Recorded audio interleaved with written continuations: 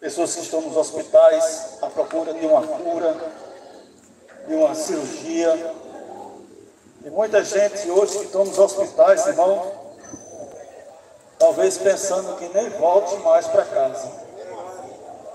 Tem pessoas que dão entrada no hospital e ela fica totalmente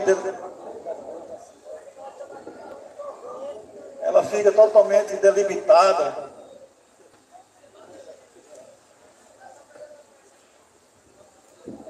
Ela fica totalmente delimitada porque a saúde deixa a doença fraca, né?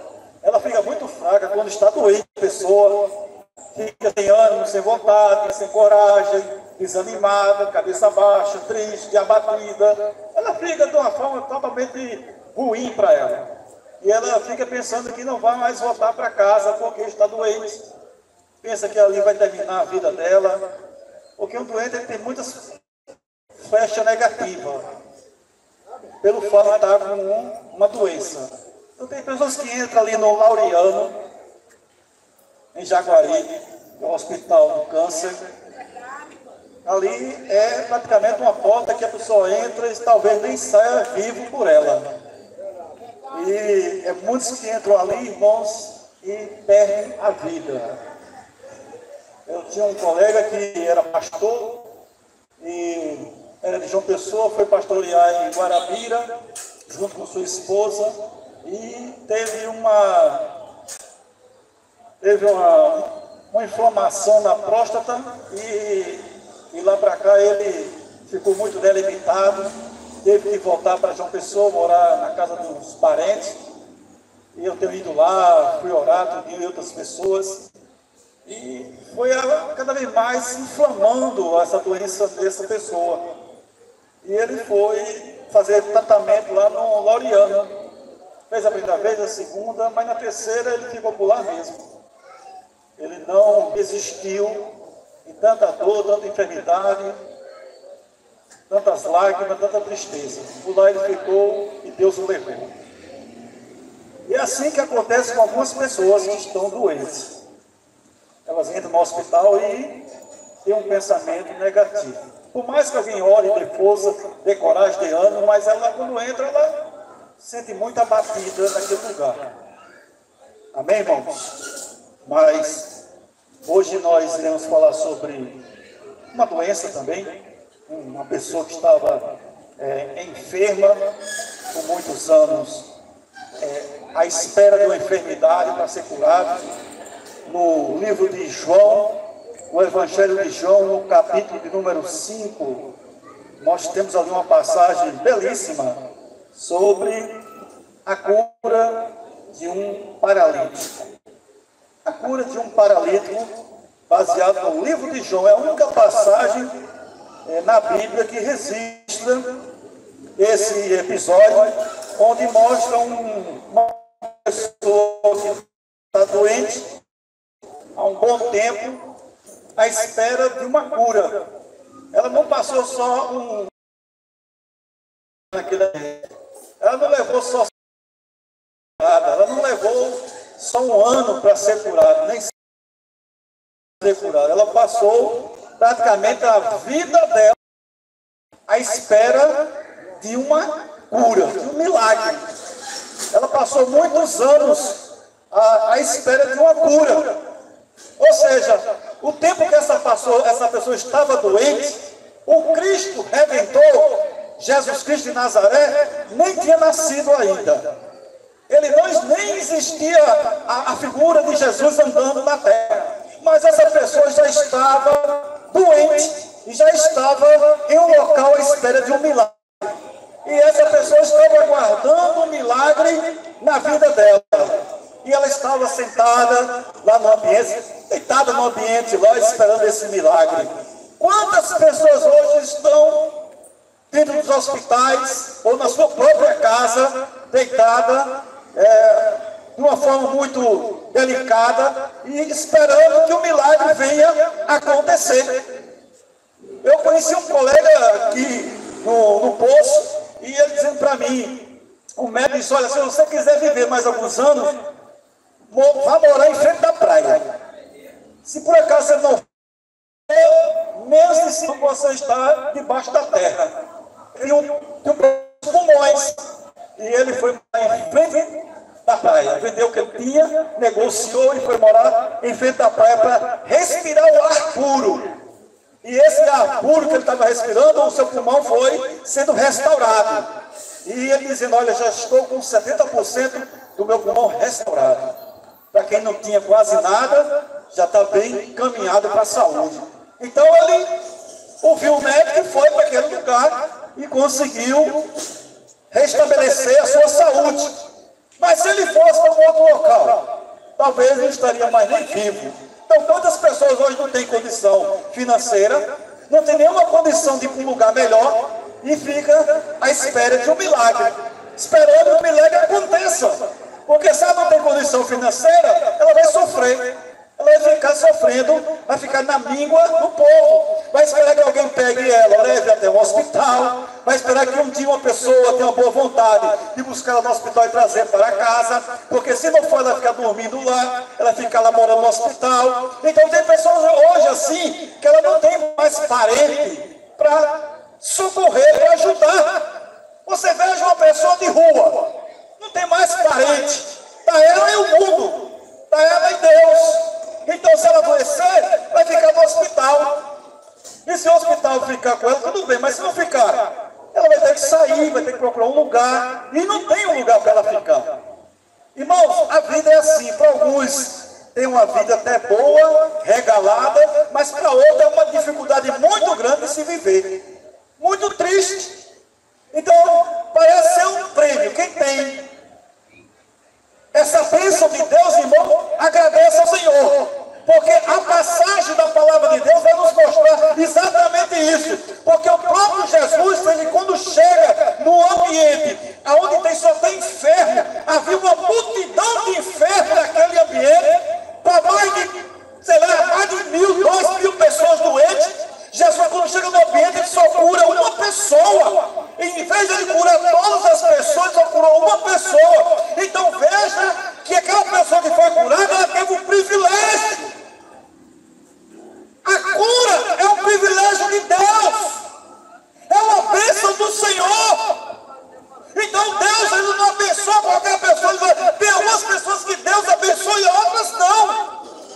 Eu sei que Deus, ele quer abençoar todas as pessoas, mas às vezes o pecado impede de Deus abençoar. É o pecado que impede. É o pecado que faz com que Deus não se aproxime. Porque o pecado irrita Deus, provoca Deus, deixa Deus magoado, Deus triste. E Deus espera que aquela pessoa doente venha se reconciliar, venha pedir perdão para que Deus venha descer a sua misericórdia. E aqui no livro de João, o Evangelho de João, capítulo 5. Passadas estas coisas, havia uma festa dos judeus e Jesus subiu para Jerusalém.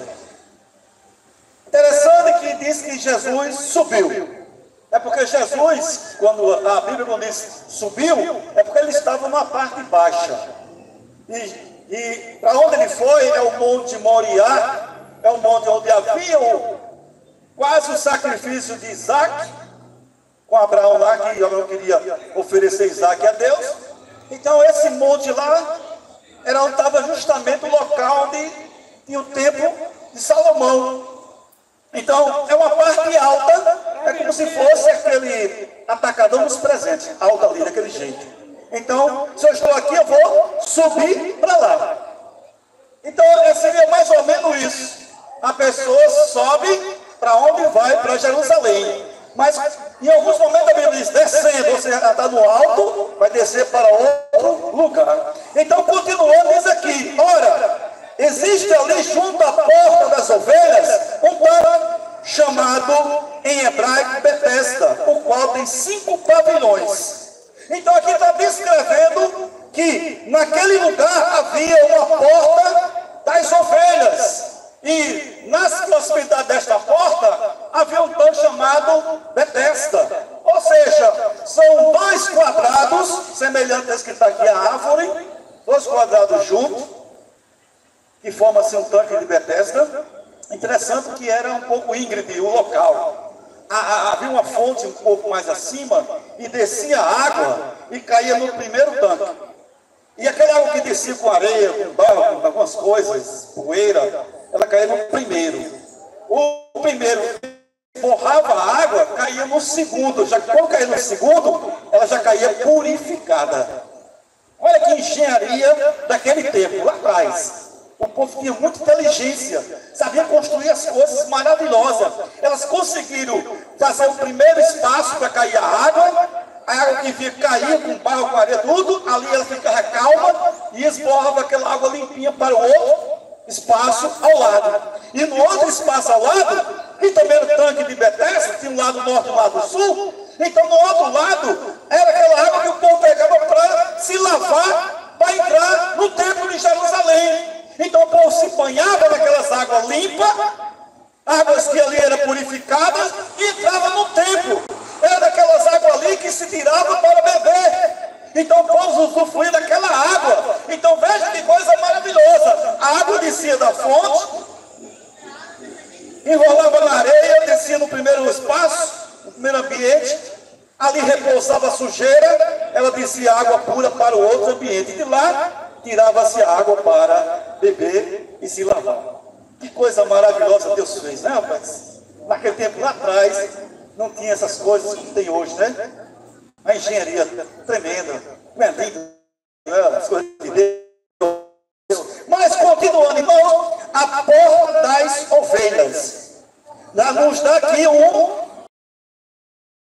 que era justamente ao lado da porta da ovelha. Por quê? Porque em Jerusalém, ao redor do muro, havia várias portas. Havia 12 portas, cada uma com referência às 12 tribos. Então, 12 portas. Essas 12 portas que davam entrada em Jerusalém.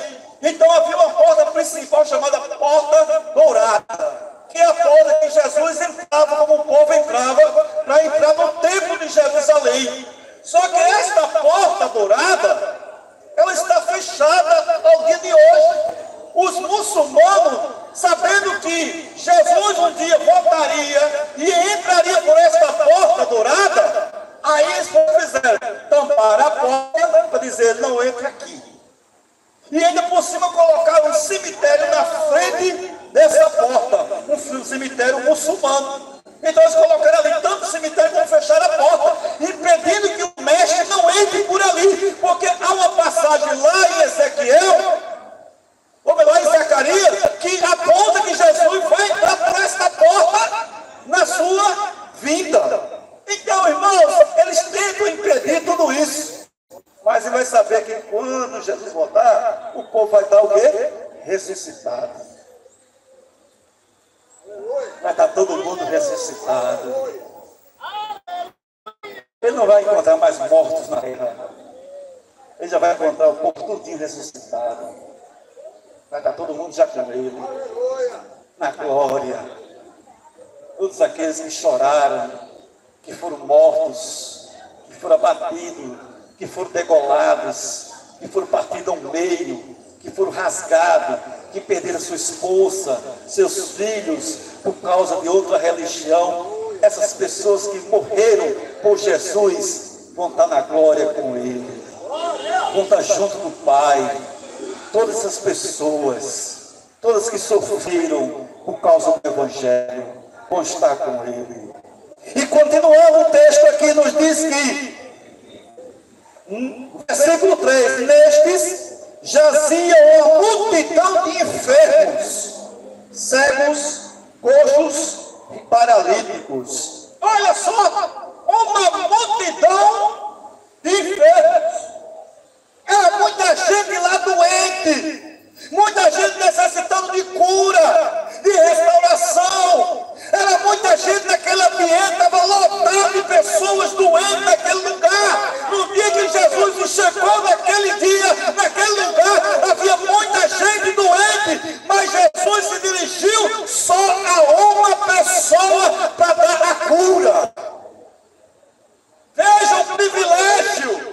A cura é um privilégio, igreja. Quem recebe a cura do Senhor recebe o privilégio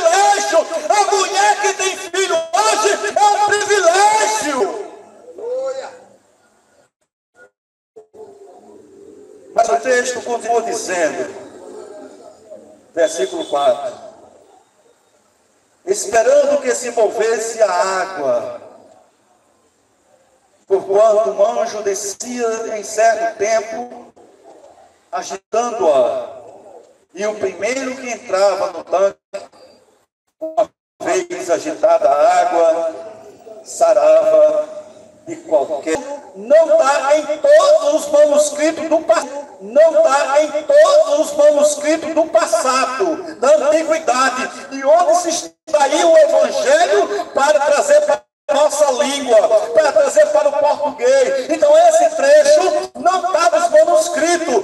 Então o que se entende nesse momento é que se esse não está nos manuscritos, é porque alguém talvez tenha acrescentado. Então, o que nos diz é o seguinte, que a tradição antiga, lá no tempo antigo, a tradição que naquele tempo, os rabinos, os sacerdotes, eles pegavam, quando estava cheio de água, eles moviam lá alguma tranca lá, e a água descia para o segundo tanque, fazendo um movimento nas águas, e o povo pensava que era um anjo, então o povo ali mergulhava para ser curado. Então, segundo a tradição antiga, dizia isso. Mas eu não posso levar como verdade isso, porque foi a tradição que dizia que diga. Era a tradição antiga que dizia isso. Não está escrito isso na Bíblia, que os sacerdotes, os anciãos, eles mexiam nas travas da primeira água do tanque de Betesda para cair na segunda água do tanque de Betesda. E assim os doentes achavam que era o quê? Um anjo que descia para curar as pessoas. Mas se você analisar e pensar direitinho, você vai entender que só quem cura é Jesus. Só quem cura é Jesus. Anjo não pode curar. Anjo não fez cura na terra. Porque se o anjo fez cura na terra, ele vai tirar a deidade de Jesus. Ele vai tirar o mérito de Jesus. Porque, segundo a palavra de Deus, só quem cura é Jesus. Só quem cura é Ele. O anjo não pode curar, porque não foi dada esta ordem para o anjo curar. O anjo pode trazer uma notícia, o anjo pode trazer alguma coisa, ele pode matar as pessoas, pode fazer outras coisas. Curar, só quem cura é Jesus. Então, por isso que esse texto, do versículo 4, ele não é confiável dizer que o anjo curava. Está aí. E se você analisar, quem é pesquisador, quem gosta de pesquisar a Bíblia, estudar, vai saber o que eu estou dizendo. Vai saber. Anjo não cura. Você não vai encontrar uma passagem bíblica dizendo, o anjo curou. Não vai. Esse é o único local onde registra, segundo a tradição antiga, dizendo que anjo descia ali e curava. Se o anjo curava, ele está tirando a deidade de Jesus. Ele está ficando mesmo em igualdade de Jesus. Ou seja, o anjo também tem o poder de curar. Ora, só quem tem o poder de curar e ressuscitar é Jesus. Não mais ninguém pode fazer isso. Ele pode fazer com que você tenha essa bênção dele, mas não é de você mesmo. Está entendendo? Ou seja, ele pode dizer que você pode curar, mas é ele que está dando a você esta ordem. Como ele deu aos discípulos, ir e pregar o Evangelho, batizando em nome do Pai, do Filho e do Espírito Santo. Então ele está dando aos discípulos o poder que ele tem. Não é que os discípulos têm o poder, é que ele que tem o poder. Então o anjo, ele não tem o poder de curar. O que ele pode receber é de Deus, de Jesus, o poder para fazer isso. Mas não há verdade sobre isso, que o anjo pode curar. Não há verdade. porque só quem cura é Ele, e mais ninguém. Então não é duas fontes que vai curar, é uma fonte só, que é o Pai, o Filho e o Espírito Santo, que é uma fonte só. Então não adianta acrescentar mais uma pessoa nessa cura, nesse momento de trazer cura, de libertação, não. Porque só quem pode trazer a cura é Jesus Cristo de Nazaré. Porque foi Ele que morreu na cruz. Foi Ele que sacrificou a vida dele na cruz. Então só Ele tem o poder de fazer isso. Então por isso que muita gente às vezes faz alguma caminhada em algum lugar, uma espécie de uma romaria, aí diz: eita, quem me curou foi fulano de tal. Quem me curou foi atacador dos presentes. Quem me curou foi Mangabeira Importados. Quem me curou foi não sei o que, tem outro nome ali, não sei o que, Paper Blue. E por aí vai. Ou seja, ela tira a pessoa de Cristo, que cura, para colocar atacador dos presentes que cura, na Mangabeira Importado que cura, Sul Bonita que cura, Casa Pink que cura. Ou seja, ela tira o nome de Cristo para dar glória a quem? A quem não cura. Vocês estão entendendo, igreja? Porque só quem cura é Ele. Anjo não cura. Anjo não liberta. Ele deu esse poder para o ser humano fazer isso. Então o ser humano, ele pode orar, a pessoa pode ficar curada. Mas quem está curando não é o ser humano, é Cristo. Então só Ele pode fazer isso. Mas ninguém. E o que acontece, que diz no versículo 5. Estava ali um homem enfermo, havia 38 anos. Versículo 6, do capítulo 5. Jesus, vendo deitado e sabendo que estava assim há muito tempo, perguntou-lhe: queres ser curado? Respondeu o enfermo: Senhor, não tenho ninguém que me ponha no tanque quando a água é agitada, pois enquanto eu vou, desce outro antes de mim. Versículo 8. Então disse Jesus: levanta-te, toma o teu leito e anda. Jesus mostrou para aquele homem, porque ele pensava que quem curava era o anjo que mexia a água. Ele tinha essa consciência, essa fé. Ele achava que era o anjo que mexia a água. Jesus quebrou esse paradigma. Jesus mostrou que quem cura é Ele. Veja que ele não disse: então pule na água agora que você vai ser curado. Ele não disse isso. Foi o que ele disse: ei, pega teu leito e anda.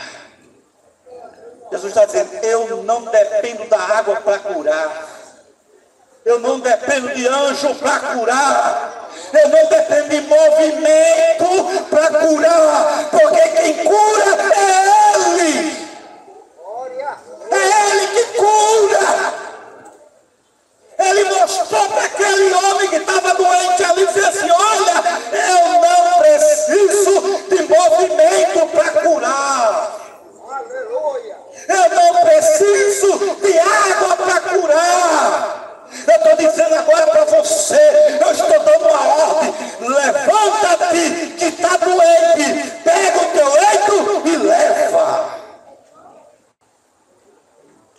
Aquele homem se sentiu curado depois das palavras de Jesus. Levantou, pegou a sua maca, colocou entre os braços e foi embora. Mas por que Jesus mandou ele levar aquela maca? Vamos pensar aqui comigo. Jesus disse: leva a maca. Que muitas das vezes a pessoa recebe uma cura, passa 5 anos, 10 anos, 15 anos, 20 anos, ela nem se lembra mais quem foi que curou. E aquela maca que ele levou aquele homem ia representar para aquele homem de onde ele saiu, de onde ele passou 38 anos doente. Aquela maca ali estava mostrando para ele: olha, você passou 38 anos deitado aqui, 38 anos triste, 38 anos sem amor, 38 anos abatido, 38 anos sem comer bem, 38 anos sem fazer necessidade no lugar certo, 38 anos amargurado, 38 anos esperando um milagre, 38 anos vivendo uma vida triste. Ou seja, quando ele olhava para aquela maca, trazia para ele: foi dali de onde eu saí. E muita gente esquece de onde saiu, termina deixando Jesus de lado. Esquece que aquilo que ele mandou guardar, levar, é para você lembrar, como Deus lembra do arco-íris. Deus disse: o arco-íris, quando aparecer, eu estou lembrando para você que nunca mais colocarei água na terra como fiz antes. Deus estava mostrando que aquele arco-íris está dizendo: não vou esquecer o que eu fiz com vocês, essa aliança. Então, muitas das vezes Deus está lembrando de nós, e lembrando para nós, que aquele arco-íris, que ele nunca mais vai fazer o que ele fez anteriormente, de afogar o povo nas águas. E a gente, quando olha para aquele arco-íris, que conhecemos a palavra, lembramos que ali foi que Deus fez para nós lembrarmos. E Ele está lembrando de nós, que não esqueceu de nós. Então aquela maca, para aquele homem, ia representar: foi desta maca que eu saí, foi desta maca que eu vivi minha vida em tristeza. Hoje eu não vivo mais. Aleluia. Mas, irmãos, o homem que passou esses 38 anos numa maca, aguardando uma cura, aguardando um milagre, não foram 38 dias, foram 38 anos. Jesus chega para ele e diz: querem ser curado? Aquele homem não entendeu a pergunta de Jesus. Ele não entendeu. Ele veio dizer uma coisa que não era a resposta certa. Porque se ele entendesse, ele dizia: Senhor, é claro que eu quero. Você lembra de Maria e Marta, quando o irmão morreu? Quando o irmão morreu dela, Jesus perguntou a Marta: você sabe que ele vai ser ressuscitado? Sim, sim, eu sei que ele vai ser ressuscitado. Então ela foi direta. Ela foi direta. Eu vou mostrar agora a vocês uma passagem bíblica, que quando Jesus pergunta a um cego, ele na mesma hora disse: Senhor, eu quero ser curado. Vamos abrir, por favor, em Mateus, no Evangelho de Mateus.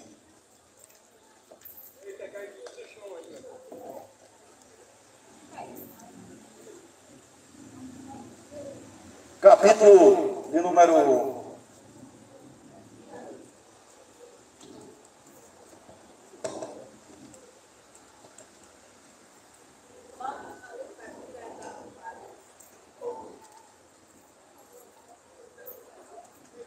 9 de Mateus.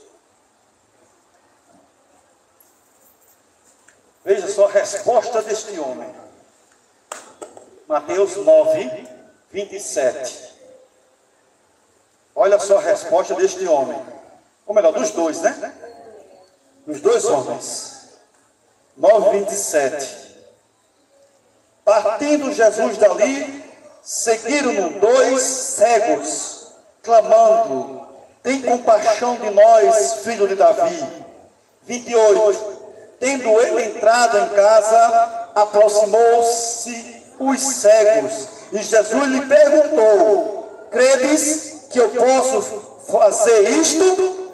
Responderam-lhe: sim, Senhor. Você viu que Jesus, quando pergunta aos cegos, você quer ser curado? Foi o que ele disse? Sim, Senhor. Ele entendeu a resposta, ou melhor, a pergunta de Cristo. Já o paralítico, ele não entendeu a pergunta de Cristo. Ele disse: olha, todas as vezes que eu vou entrar na água, quando é agitada, passa alguém na minha frente. Jesus não perguntou como é o ambiente ali, o que é que ele quer ali. Jesus perguntou ao paralítico se ele quer ser curado. E muitas das vezes Jesus está perguntando, Jesus está oferecendo, Jesus quer curar, mas as pessoas aqui não entendem. Muitas delas não estão entendendo.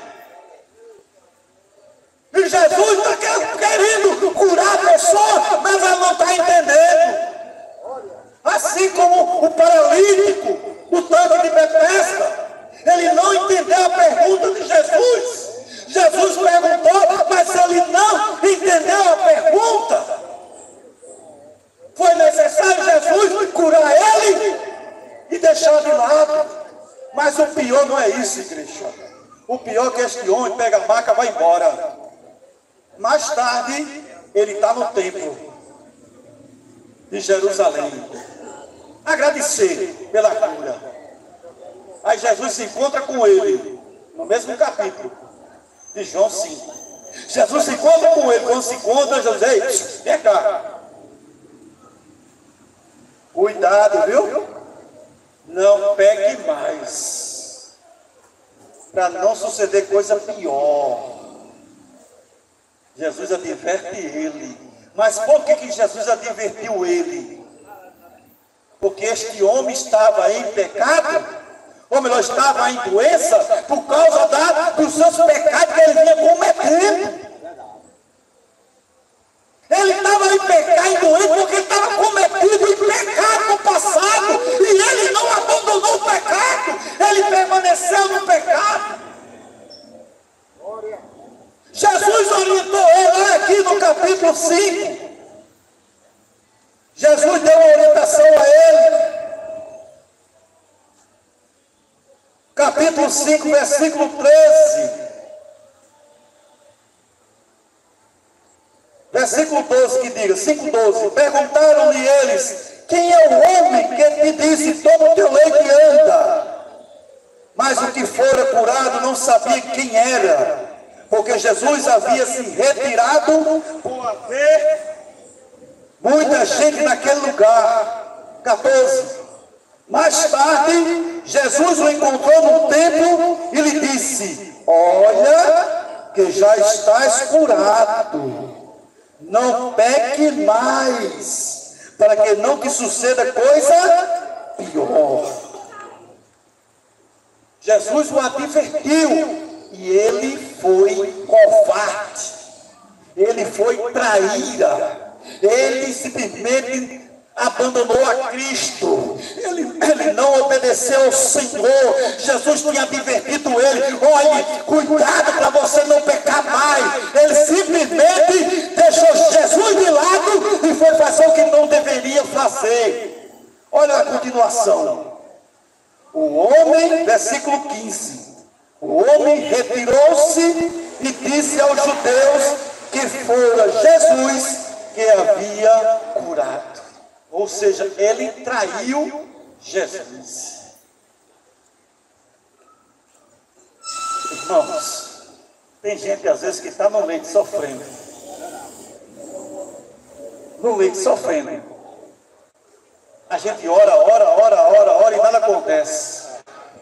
Quem sabe que esse que a gente está orando no leito é um desses que aqui eu li.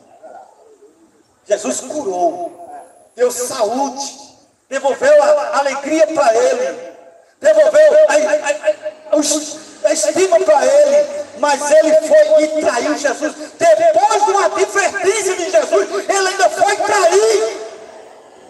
Jesus chamou e disse assim: olha, homem, não faça mais coisa errada, porque vai ser pior. Ele saiu de perto de Jesus: ei, vocês aí, quem me curou foi esse homem aqui chamado Jesus.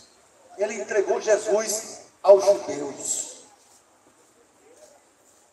Irmãos, muita gente, mesmo recebendo a cura do Senhor, não volta para agradecer.